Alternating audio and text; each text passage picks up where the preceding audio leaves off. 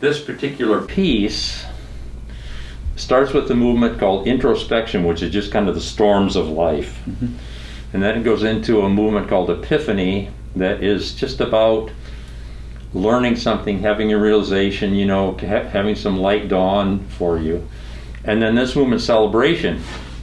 And my concept of celebration here, the title in a way may suggest something that is, sort of yippee-i-o and, just easy going and just fun. And I hope it is fun and exciting, but also I think we celebrate in a way to, not because the world is perfect or we're reacting to a perfect world, because we know that our world is so far from perfect. There's so much trouble in the world, and but we celebrate to make life better. We celebrate to build community and to build connection and to build relationship. Okay.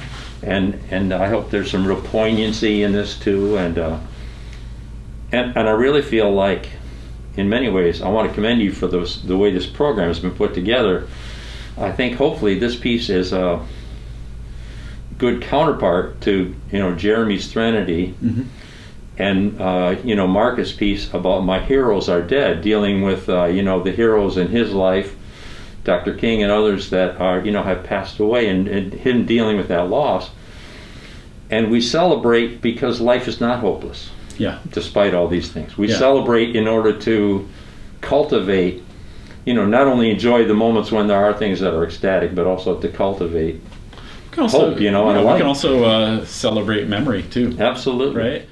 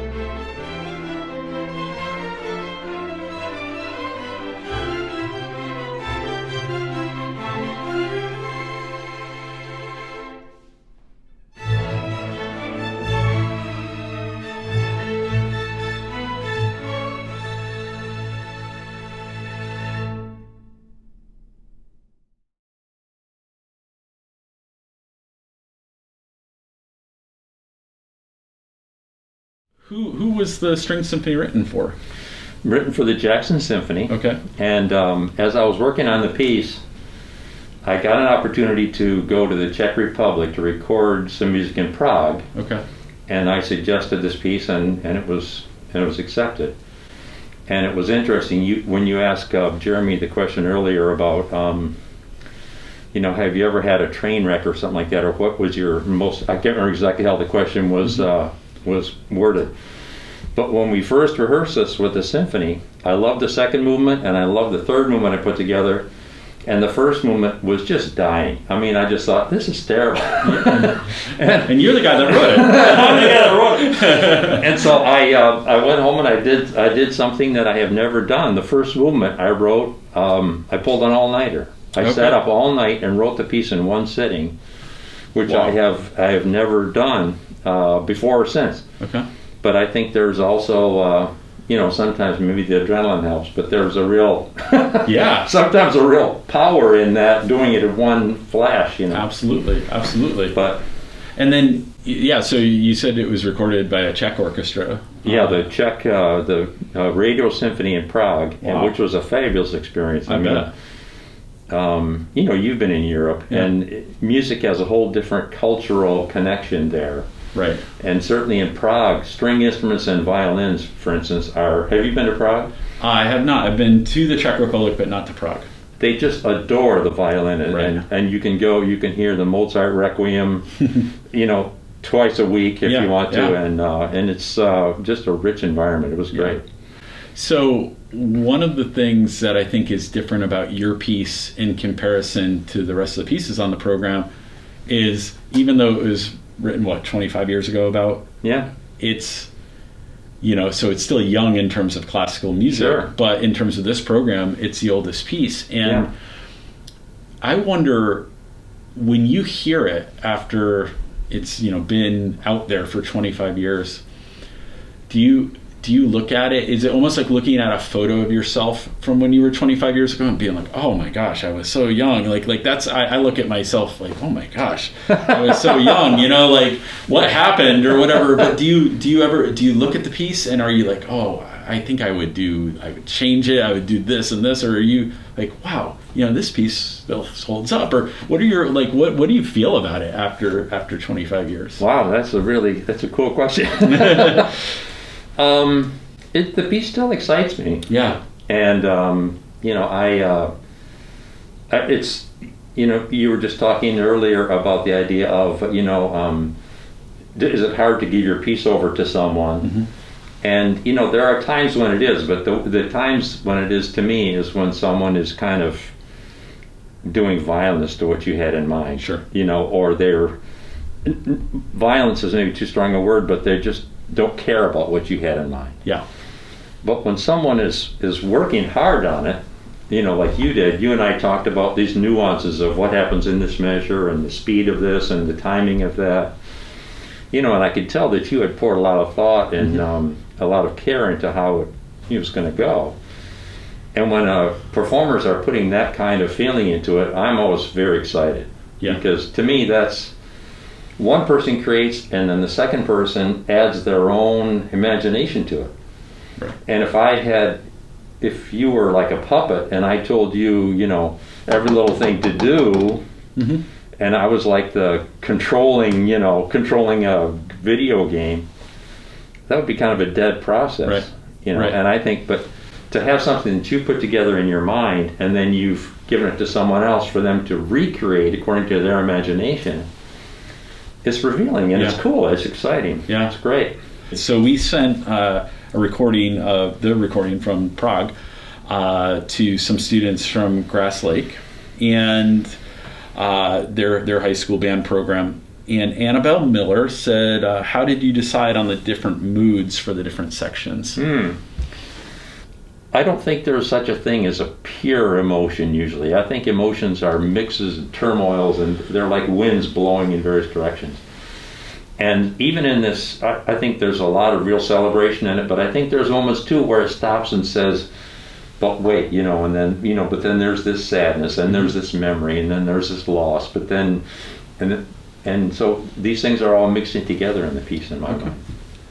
how did you decide which section would be slower and softer, and how did you decide to break them up? Like are you working from, like, do you make even like a roadmap and say, I'm going to kind of lay this out, this is going to be a fast section, a slow section, a fast section again? Or some composers, that's almost their reason for it, is this design of the logic of, the design, if you saw it like a building, looking at the front of a building.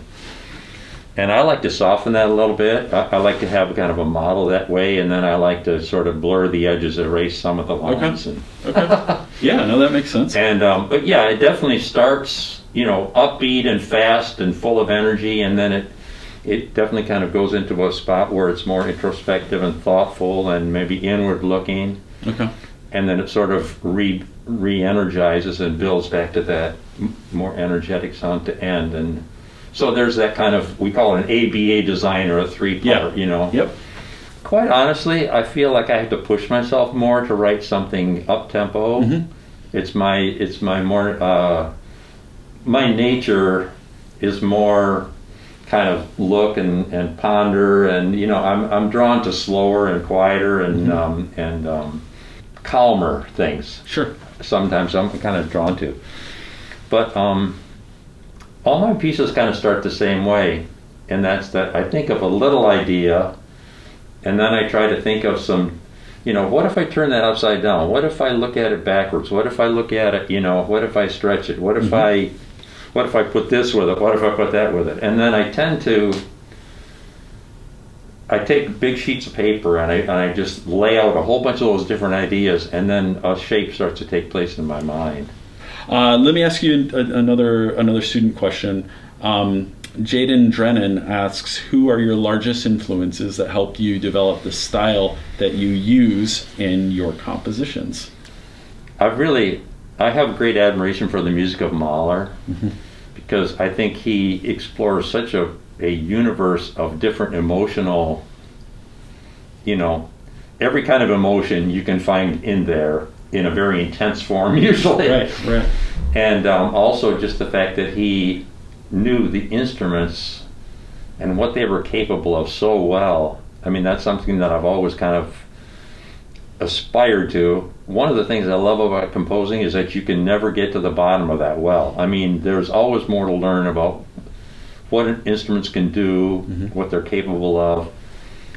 And one thing I love to do when I'm working on something is get together with a player, like say a flute piece or a clarinet piece or something like that. I remember a clarinet piece I was writing in college, and I sat down with a friend of mine and just with some pencil sketches and said, play this, and she'd play that, and she'd say, you can do this with that, and oh wow, and then she would say, I can play that down here, and you're going, and you realize that the clarinet is three different instruments in one. Yeah. Our life and our music is just woven together to like this. Right. And I guess I wouldn't have it any other way, should it?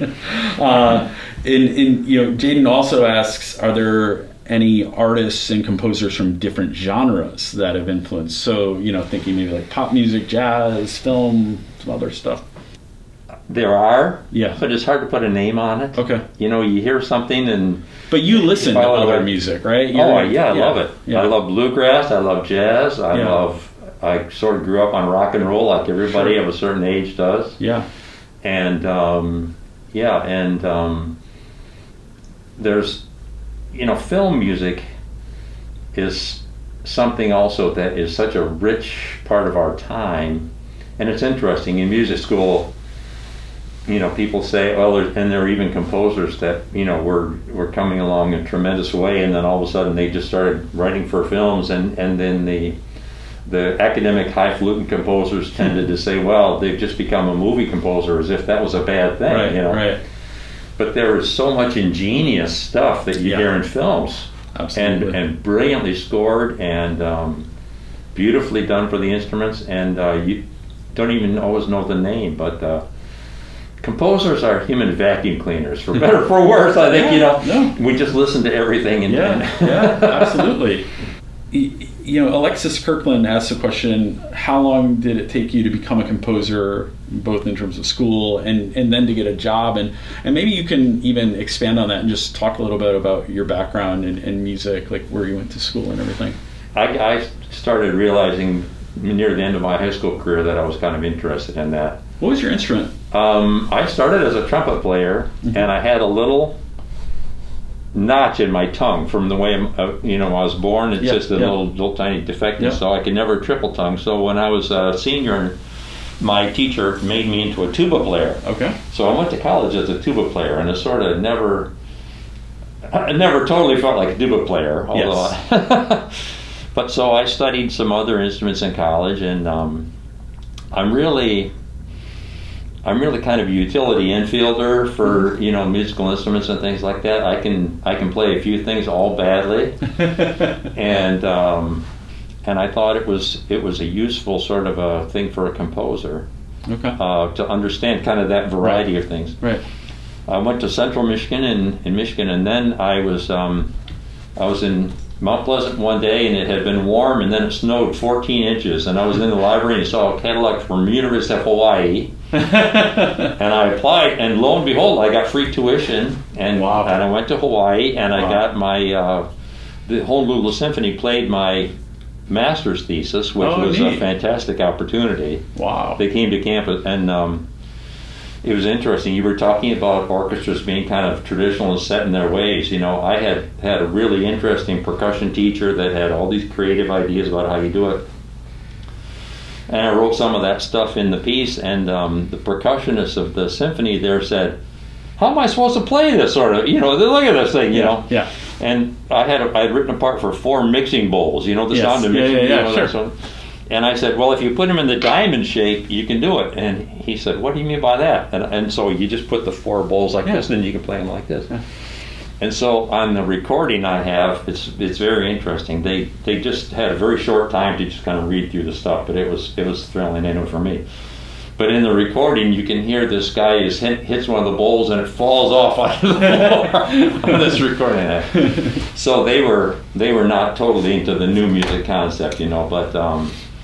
So University of Hawaii, then I taught for a little while in a small college in Kentucky. Then I went to North Texas for my doctorate, which was a great experience. That was a very stimulating environment to be in. Yeah. And then I came to Jackson after that. And did you get a job right away out of school? No, I spent about a year between jobs. That changes your perspective in life. Sure. Yeah. It gives you a different perspective on, resigning and saying, I'll go do something else, because you realize that ain't as easy as it sounds sometimes. Yeah, absolutely. Bruce, thanks so much for joining us today. It's always a pleasure to work with you, and, hopefully post-pandemic we will be doing our pre-concert talks again. Absolutely. Playing some more music for a real audience. I know everybody locally is going to be really glad to see you and hear your music.